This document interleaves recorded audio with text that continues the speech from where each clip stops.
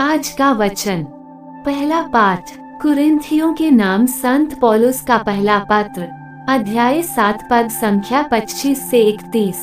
कुंवारियों के विषय में मुझे प्रभु की ओर से कोई आदेश नहीं मिला है, किंतु प्रभु की दया से विश्वास के योग्य होने के नाते मैं अपनी सम्मति दे रहा हूँ। मैं समझता हूँ कि वर्तमान संकट में यही अच्छा है कि मनुष्य जिस स्थिति में है उसी स्थिति में रहे। आपने किसी स्त्री से विवाह किया है तो उससे मुक्त होने का प्रयत्न न करें। आपकी पत्नी का देहांत हुआ है तो दूसरी की खोज न करें। यदि आप विवाह करते हैं तो इसमें कोई पाप नहीं, और यदि कुंवारी विवाह करती है तो वह पाप नहीं करती। किंतु ऐसे लोग अवश्य ही विवाहित जीवन की झंझट मोल लेते हैं। इनसे मैं आप लोगों को बचाना चाहता हूँ। भाइयों, मैं आप लोगों से ये कहता हूँ, समय थोड़ा ही रह गया है। अब से जो विवाहित हैं वे इस तरह रहें मानो विवाहित नहीं हो, जो रोते हैं मानो रोते नहीं हो, जो आनंद मनाते हैं मानो आनंद नहीं मनाते हो, जो खरीद लेते हैं मानो उनके पास कुछ नहीं हो, जो इस दुनिया की चीजों का उपयोग करते हैं मानो उनका उपयोग नहीं करते हो, क्योंकि जो दुनिया हम देखते हैं वो समाप्त हो जाती है। यह प्रभु की वाणी है। सुसमाचार संत लूकस अध्याय 6 पद संख्या 20 से 26। ईसा ने अपने शिष्यों से कहा, धन्य हो तुम जो दरिद्र हो, स्वर्ग राज्य तुम लोगों का है। धन्य हो तुम जो अभी भूखे हो, तुम तृप्त किए जाओगे। धन्य हो तुम जो अभी रोते हो, तुम हंसोगे।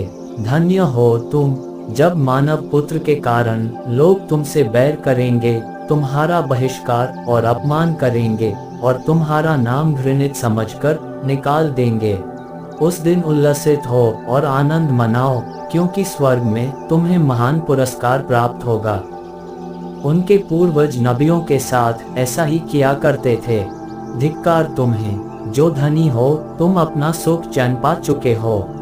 धिक्कार तुम्हें जो अभी तृप्त हो, तुम भूखे रहोगे। धिक्कार तुम्हें जो अभी हंसते हो, तुम शोक मनाओगे और रोओगे।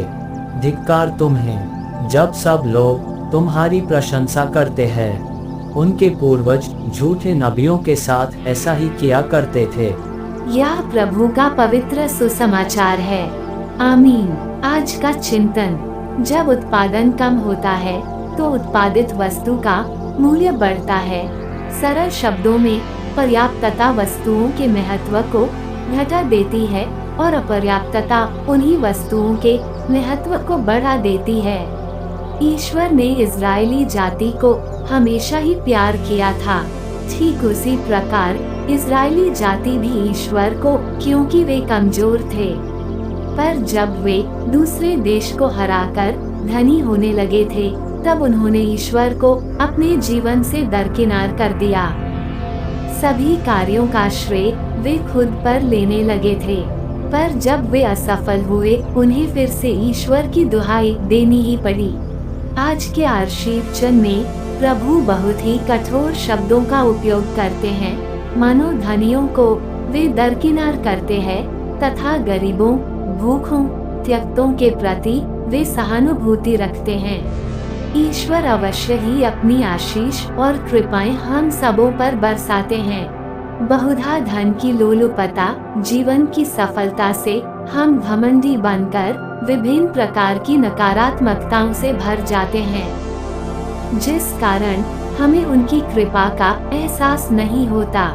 आज हम ईश्वर की आशीष के लिए इच्छा रखे हुए अवश्य ही हमारे जीवन को अपने प्रेम से भर देंगे।